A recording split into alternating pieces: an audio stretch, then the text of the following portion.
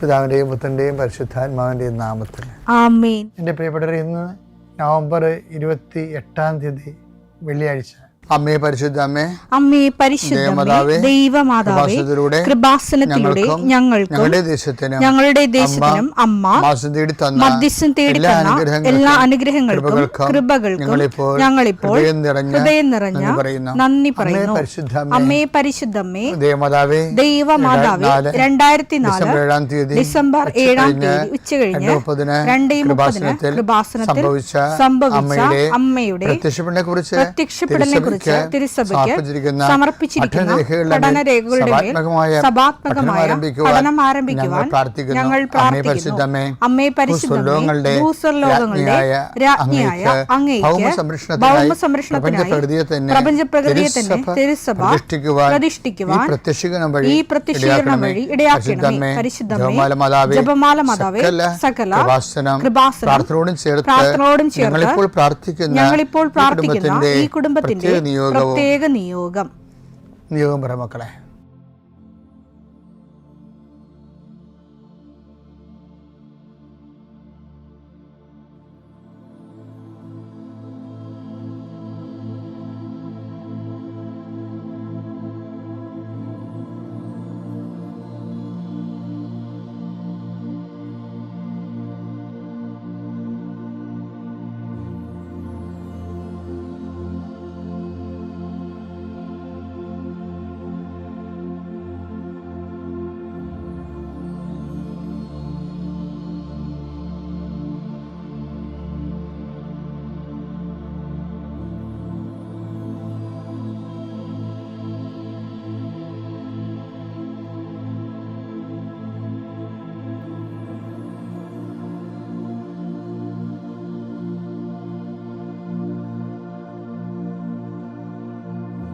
അമ്മയുടെ പ്രത്യക്ഷീകരണത്തിന്റെ ഈ അനുഗ്രഹവേളയിൽ ഞങ്ങൾക്ക് സാധിച്ചു തരുവാൻ കനിയണമേ. ആമേൻ. വിശ്വാസ പ്രമാണം. സർവശക്തനായ പിതാവും ആകാശത്തിന്റെയും ഭൂമിയുടെയും സൃഷ്ടാവുമായ ദൈവത്തിൽ ഞാൻ വിശ്വസിക്കുന്നു. അവിടുത്തെ ഏകപുത്രനും ഞങ്ങളുടെ കർത്താവുമായ ഈശോമിശിഹായിലും ഞാൻ വിശ്വസിക്കുന്നു. ഈ പുത്രൻ പരിശുദ്ധാത്മാവിനാൽ ഗർഭസ്ഥനായി കന്യകാമറിയത്തിൽ നിന്ന് പിറന്ന് പൊന്തിയോസ് പീലാത്തോസിന്റെ കാലത്ത് പീഡകൾ സഹിച്ച് കുരിശിൽ തറയ്ക്കപ്പെട്ട് മരിച്ച് അടക്കപ്പെട്ട് പാതാളങ്ങളിൽ ഇറങ്ങി മരിച്ചവരുടെ ഇടയിൽ നിന്ന് 3-ാം നാൾ ഉയർത്ത് സ്വർഗത്തിലേക്ക് എഴുന്നള്ളി സർവശക്തിയുള്ള പിതാവായ ദൈവത്തിന്റെ വലതുഭാഗത്തിരിക്കുന്നു. അവിടെ നിന്ന് ജീവിക്കുന്നവരെയും മരിച്ചവരെയും വിധിക്കുവാൻ വരുമെന്നും ഞാൻ വിശ്വസിക്കുന്നു. പരിശുദ്ധാത്മാവിലും ഞാൻ വിശ്വസിക്കുന്നു. വിശുദ്ധ കത്തോലിക്കാ സഭയിലും പുണ്യവാന്മാരുടെ ഐക്യത്തിലും പാപങ്ങളുടെ മോചനത്തിലും ശരീരത്തിന്റെ ഉയർപ്പിലും നിത്യമായ ജീവിതത്തിലും ഞാൻ വിശ്വസിക്കുന്നു. ആമേൻ. സുഖസ്ഥനായ ഞങ്ങളുടെ പിതാവേ, അങ്ങയുടെ നാമം പൂജിതമാകണമേ. അങ്ങയുടെ രാജ്യം വരണമേ. അങ്ങയുടെ തിരുമനസ് സ്വർഗത്തിലെ പോലെ ഭൂമിയിലും ആകണമേ. അന്നു വേണ്ടുന്ന ആഹാരം ഇന്ന് ഞങ്ങൾക്ക് തരണമേ. ഞങ്ങളോട് തെറ്റ് ചെയ്യുന്നവരോട് ഞങ്ങൾ ക്ഷമിക്കുന്നത് പോലെ ഞങ്ങളുടെ തെറ്റുകൾ ഞങ്ങളോടും ക്ഷമിക്കണമേ. ഞങ്ങളെ പ്രലോഭനത്തിൽ ഉൾപ്പെടുത്തരുതേ, തിന്മയിൽ ഞങ്ങൾ രക്ഷിക്കണമേ. ആമേൻ. നന്മ നിറഞ്ഞ മറിയമേ, സ്വസ്തി. കർത്താവ് അങ്ങയുടെ കൂടെ സ്ത്രീകളിൽ അങ്ങ് അനുഗ്രഹിക്കപ്പെട്ടവളാകുന്നു. അങ്ങയുടെ ഉദരത്തിൻ ഫലമായി ഈശോ അനുഗ്രഹിക്കപ്പെട്ടവനാകുന്നു. പരിശുദ്ധ മറിയമേ, തമ്പുരാന്റെ അമ്മേ, പാപികളായ ഞങ്ങൾക്ക് വേണ്ടി ഇപ്പോഴും ഞങ്ങളുടെ മരണസമയത്തും തമ്പുരാനോട് അപേക്ഷിക്കണമേ. ആമേൻ. കർത്താവേ, നിന്റെ ഉന്നതമായ നാമത്തിന് സ്വസ്ഥം ചെയ്യുന്നു. കർത്താവേ, നിന്റെ വിശുദ്ധ പൗരോഹിത്യത്തെ മഹത്വപ്പെടുത്തണമേ. കർത്താവേ, സഭയിലുള്ള സാന്നിധ്യം ദൃഢമാക്കണമേ. 39 വർഷം ഞാൻ അർപ്പിച്ച കൃപാന്റെ യുഗതിയായി കൃപാസ്ഥാന ജീവനോടെ പ്രത്യക്ഷപ്പെട്ട മാതാവിൻ്റെ മാധ്യസ്ഥയിൽ അത്താറയിൽ നടന്ന 10,000-കണക്കിന് ആരാധന ശക്തിയാൽ പിതാവിൻ്റെയും പുത്രൻ്റെയും പരിശുദ്ധനാമത്തിൽ അങ്ങനെ മക്കളെ ആസ്വദിക്കുന്ന ലോകം മുഴുവനുള്ള മക്കൾ ഈ സമയത്ത് കർത്താവേ, ഇന്നത്തെ ആവശ്യത്തിന് വേണ്ടി പ്രാർത്ഥിക്കണിച്ചേ. ഈ പ്രാർത്ഥന കഴിഞ്ഞിട്ട് വേണം അവർക്ക് ഓരോ വ്യക്തികളെ കാണാൻ, അവർക്ക് ഓരോ രേഖകളുമായിട്ട് പോകാൻ, അവർക്ക് ഓരോ അവരുടെ യാത്ര പുറപ്പെടാൻ, അവരുടെ വാഹനങ്ങളിൽ പോകാൻ. ഇങ്ങനെ ഇന്നത്തെ പോർട്ട്ഫോളിയോ മുഴുവനും ഉത്തരവാദിത്തങ്ങളെല്ലാം കർത്താവെ നിനക്ക് ഏൽപ്പിച്ച് പ്രാർത്ഥിക്കുന്നു. സങ്കടപ്പെടുന്നവരുണ്ട് ചില കാര്യങ്ങൾ ഓർത്ത്, ചിലരെ ഓർത്ത് ഉത്കണ്ഠപ്പെടുന്നവരുണ്ട്. ചില ജോലി സ്ഥലങ്ങളെ ഓർത്ത് മനസ്സ് ഇപ്പം തന്നെ ഭയപ്പെടുന്നവരുണ്ട്. കർത്താവേ, അവരെല്ലാം നീ ഏറ്റെടുക്കണമെന്ന് പ്രാർത്ഥിക്കുന്നു. Isho, I come with you wherever you go എന്ന് പറഞ്ഞ അങ്ങയുടെ വാഗ്ദാനം നിറവേറ്റിക്കൊണ്ട് അങ്ങയുടെ മക്കളുടെ കൂടെ ഇന്നത്തെ യാത്രയിൽ നീ സഹയാത്രികനാകണമെന്ന് പ്രാർത്ഥിക്കുന്നു. കർത്താവ്, രാത്രി ഇന്ന് തിരിച്ചു വരുമ്പോൾ അവർ ഉത്തരവാദിത്തങ്ങളെ നിറവേറ്റി അങ്ങയുടെ കൂടെ ഇൻസെൻറ്റീവ് കൊടുത്ത് അവർ വിചാരിക്കുന്ന കൂടുതൽ കാര്യങ്ങൾ ചെയ്ത് തീർത്ത് എല്ലായിടത്തും വിജയമുണ്ടായി തിരിച്ചു വരാൻ കൃപാസ്ഥാനത്താരെ ജീവനോടെ പ്രത്യക്ഷപ്പെട്ട മാതാവ് പരിശുദ്ധ അമ്മ, നിൻ്റെ അമ്മ മധ്യസ്ഥ ദേവമാതാവിൻ്റെ മധ്യസ്ഥതയിൽ ഈശോയുടെ നാമം തന്നെ ഞാൻ ആശീർവദിച്ച് അയക്കുന്നു. ദൈവം തന്നെ അനുഗ്രഹിക്കട്ടെ. എൻ്റെ പ്രിയപ്പെട്ടവർ, നമ്മളിപ്പോൾ ഓൺലൈനിലെ ആൾക്കാർ ഒത്തിരി സാധനം മേടിക്കും. ഞാനും കുറേ മേടിക്കുന്നുണ്ട്. ഞാൻ മേടിക്കണ എന്താ വെച്ച് കഴിഞ്ഞാൽ ചെടികളുടെ വിത്തുകളൊക്കെ ഞാൻ മേടിക്കണത്. ഇപ്പം കുറേ ചെടിയൊക്കെ വന്നിട്ടുണ്ട്. ഞാൻ ബുക്ക് ചെയ്താൽ നമ്മുടെ ഇവിടെയൊക്കെ ഇല്ലാത്ത ചെടികൾ കാണുമ്പോൾ അതിൻ്റെ കുരുക്ക്, അതിൻ്റെ വിത്തൊക്കെ വാങ്ങിക്കും ഓൺലൈനിൽ. ഈ ഓൺലൈനിൽ മാത്രം പർച്ചേസ് ചെയ്യുന്ന കുറേ ആൾക്കാരുണ്ട്. ബനിയൻ, ഷൂസ്, അതെല്ലാം സാധനം ഓൺലൈനിൽ മേടിക്കത്തുള്ളവർ. അപ്പോൾ അതിന് അവർക്ക് ഇത് നല്ല മരിങ്ങാണ്. അവർ ഓഫറുള്ള സമയം അറിയാം. അവർ ചില ആൾക്കാർ രാത്രി 12 മണിക്കൊക്കെ ഓഫർ അനൗൺസ് ചെയ്യും. തിരുവോണത്തിനും ക്രിസ്മസിനുമൊക്കെ ഒരു ദിവസം ഇന്ന് രാത്രി 1 മണിക്കൂർ ഓഫറുണ്ടെന്ന് പറയുമ്പോൾ ആൾക്കാർ ഉറക്കം നിന്നിട്ട് ചിലപ്പോൾ 900 രൂപയുടെ ഷർട്ട് ചിലപ്പോൾ അവർ 90 രൂപയ്ക്ക് മേടിക്കും. ഓഫറാണത്. അപ്പോൾ നമുക്ക് സ്ഥാപന ജൈവ വസ്തുക്കളൊക്കെ വാങ്ങിക്കുന്നതിന് നമ്മൾ എന്തുമാത്രമാണ് ഓഫർ നോക്കണത്, പിച്ചിലൻ്റായിട്ട് ഷാർപ്പോട് കൂടി. പക്ഷെ കർത്താവ് നമുക്ക് എന്തുമാത്രം ഓഫർ തന്നിട്ടുണ്ടെന്നറിയാവോ? ഈ ഈഗർനെസ് നമ്മൾ കർത്താവ് നൽകിയ ഓഫർ. ഇപ്പോൾ ഇന്നലെ ഞാൻ പറഞ്ഞേക്കാൻ നിങ്ങൾ ഓർക്കണില്ലേ? ഞാൻ നിൻ്റെ മുഖത്ത് അപ്പോൾ സങ്കീർത്തനം 32:8 എന്താ പറയുന്നത്? ഞാൻ നിൻ്റെ മുഖത്ത് നോക്കി നിന്നെ ഉപദേശിക്കും. നമുക്ക് ഏറ്റവും വലിയ പ്രശ്നം ഉപദേശമല്ലേ വേണ്ടത്. ഈ ആൾക്കാരെല്ലാം തെറ്റിപ്പോണ്ട അങ്ങോട്ട് നമുക്ക് നേരെ പോണതിന് പകരം നമ്മൾ വേറെ വഴിക്ക് പോയാൽ വല്ലയിടത്തും എത്തുക. ഉപദേശം പ്രധാനപ്പെട്ടതാണ്. നീ എന്നെ ഉപദേശിക്കേണ്ടതൊക്കെ പറയണില്ല, മണ്ടത്തരമാണ്. ആൾക്കാർക്ക് ഏറ്റവും പ്രഷ്യസ് ഉപദേശമാണ് വേണ്ടത്. അപ്പം എന്താണ് കാര്യം? നീ നടക്കേണ്ട വഴിയാണ്. യോഹന്നാൻ 16:14 വരാനിരിക്കുന്ന കാര്യങ്ങൾ അവൻ നിങ്ങളെ അറിയിക്കും. അത് വരാനിരിക്കുന്ന കാര്യങ്ങൾ അവൻ നിങ്ങളെ അറിയിക്കും. അത് ഓഫറാണത് ശരിക്കും പറഞ്ഞാൽ. നമ്മുടെ ജീവിതത്തിൽ വരാനിരിക്കുന്ന കാര്യങ്ങളെക്കുറിച്ച് നമുക്ക് കർത്താവ് സൂചന തരും. അതിനകത്താന്നും പറഞ്ഞ് ഞങ്ങൾ കൈ നീട്ടി ചെല്ലരുത്. കർത്താവിന് തോന്നണം നിനക്ക് വരാനിരിക്കുന്ന കാര്യങ്ങൾ പറഞ്ഞു തരാൻ പറ്റിയ ആളാണെന്ന്. പറഞ്ഞില്ലേ, ഞാൻ കഴിഞ്ഞ ദിവസങ്ങളൊക്കെ ഞാൻ പറഞ്ഞില്ലേ, ദൈവത്തിനൊന്നും അസാധ്യമല്ല, പക്ഷേ എല്ലാം ലളിതമല്ലെന്ന്. എന്താ കാര്യം? നമ്മളതിൻ്റെ പേയ്മെൻറ്റ് നമ്മൾ ആ പ്രോസസ്സിലൂടെ പോകണം. ഇപ്പോൾ ഈശ്വരനെ തന്നെ ആ പ്രോസസ്സിലൂടെയല്ല കൊണ്ടുപോയത്. അനുഭവിലൊക്കെ വിട്ട് പരീക്ഷിച്ചൊക്കെ എടുത്തിട്ടാണ് പ്രോസസ്സിലൂടെയാണ് വരത്തുള്ളത്.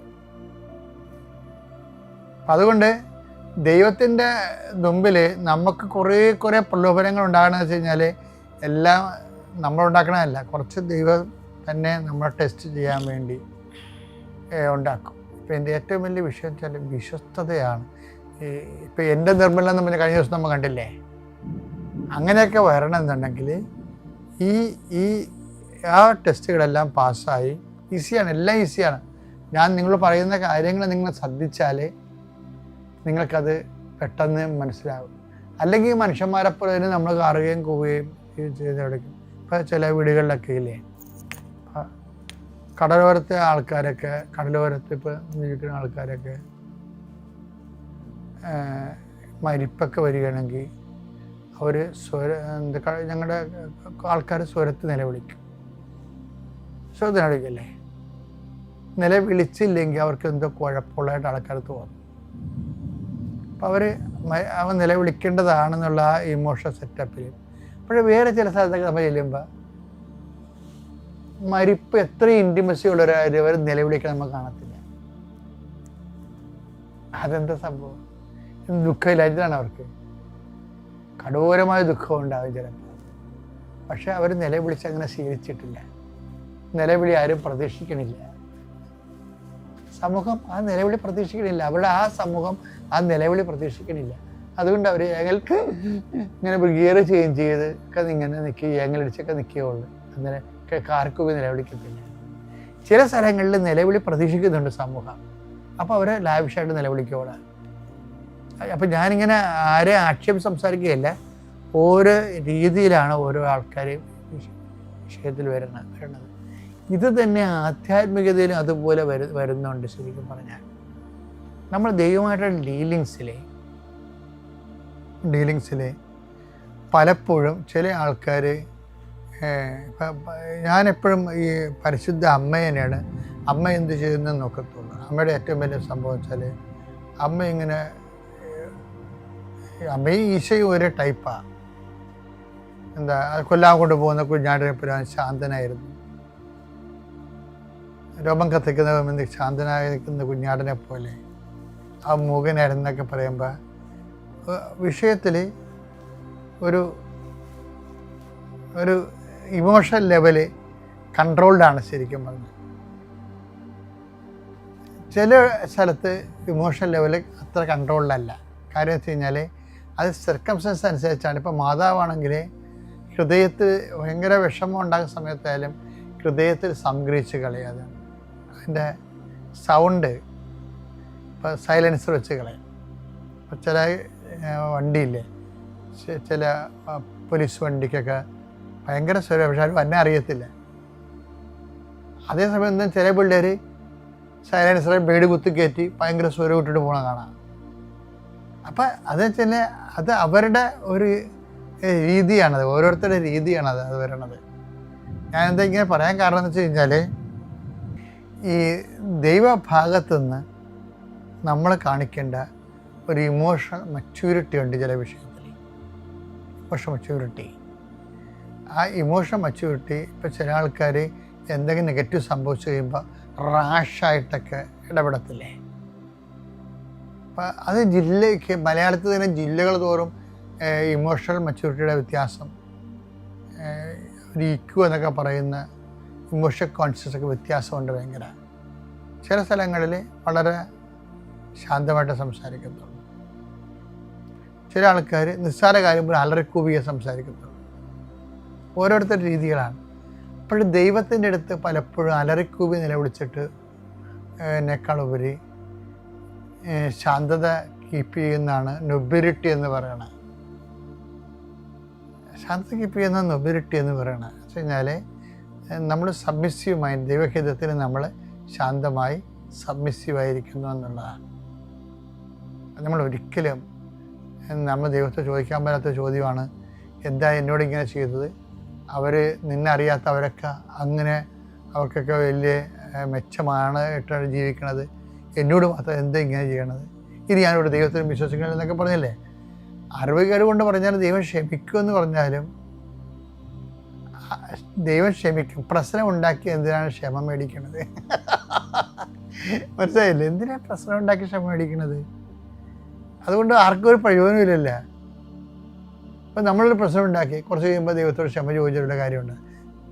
നമ്മൾ ദൈവത്തെ സ്നേഹിക്കാതിരിക്കണമല്ല പ്രശ്നം, ദൈവത്തെ പല കാര്യങ്ങൾക്കും അവിശ്വസിക്കുന്നതാണ് ഈ പ്രശ്നം. ദൈവം അങ്ങനെ ചെയ്യുക, ചെയ്തില്ലേ നമ്മൾ വെള്ളം കുടിക്കുമല്ല. അതാ ആൾക്കാർക്ക് ഉള്ളതെന്ന് വെച്ച് കഴിഞ്ഞാൽ ദൈവത്തെ വിശ്വാസത്തിലെടുക്കത്തില്ല. ദൈവത്തെ എടുക്കുമ്പോൾ വരുമ്പോൾ എന്താ പറഞ്ഞാൽ ഈ പൗലോസ് പറഞ്ഞിട്ടില്ലേ, സ്നേഹമെല്ലാം വിശ്വസിക്കണമെന്ന്. അപ്പം നീ ദൈവത്തെ അവിശ്വസിച്ചാൽ ദൈവത്തിൻ്റെ സ്നേഹത്തെയും നീ വേണ്ട വിധത്തിൽ മാനിക്കണില്ല എന്നുള്ള രീതി വരും. അപ്പം അതുകൊണ്ട് എന്ത് വിഷയം ഉണ്ടായാലും ദൈവമായിട്ട് വേണം അതിനെ ടാലിയാക്കാൻ. പലപ്പോഴും നമ്മുടെ ജീവിതത്തിൽ ഉണ്ടാകുന്ന പല വിഷയങ്ങളും ദൈവത്തിൻ്റെ ദൈവത്തിൻ്റെ ഒരു റിലേഷൻ്റെ ബേസിൽ നമ്മൾ വിലയിരുത്തണില്ല. അത് നമ്മുടെ വിഷയത്തിലാണ് വിലയിരുത്തുന്നത്. പക്ഷെ പലപ്പോഴും നമ്മൾ ബ്രാൻഡഡ് ഡൗണായി മാറും ഇത് വരുന്നത്. ഇൻറ്റിമസിക്ക് പ്രാധാന്യം കൊടുക്കണം.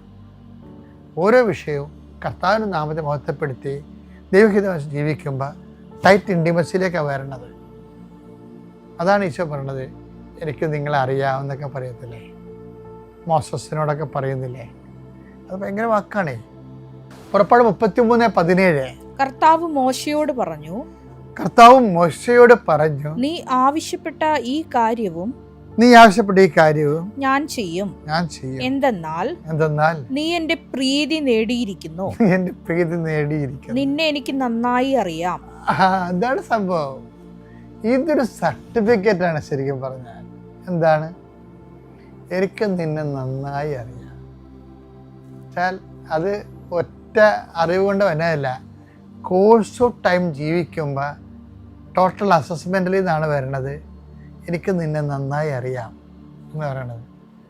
അപ്പോൾ അതിനകത്ത് ടോട്ടൽ അസസ്മെൻ്റ് നടക്കുന്നുണ്ടെന്നല്ലേ, ഓരോ വിഷയത്തിലൂടെയും വിലയിരുത്തൽ നടക്കുന്നുണ്ടല്ലോ.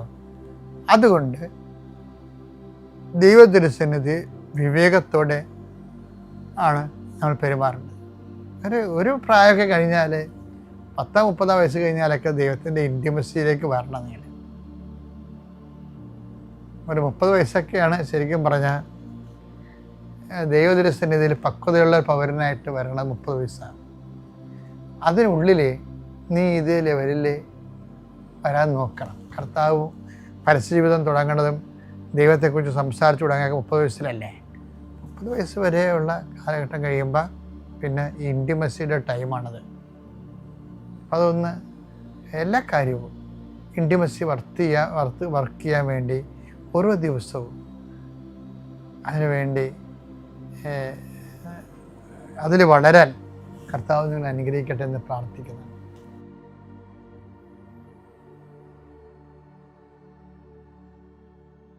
അത്യപൂർവ ദൈവാനുഭവങ്ങൾ ഇനി നിങ്ങൾക്കും സ്വന്തം.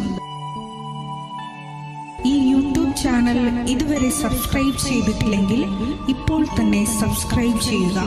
ഈ വീഡിയോ ഇപ്പോൾ തന്നെ നിങ്ങളുടെ സുഹൃത്തുക്കൾക്ക് ഷെയർ ചെയ്തുകൊണ്ട് കർത്താവിൻ്റെ പ്രേക്ഷിതരാകുക.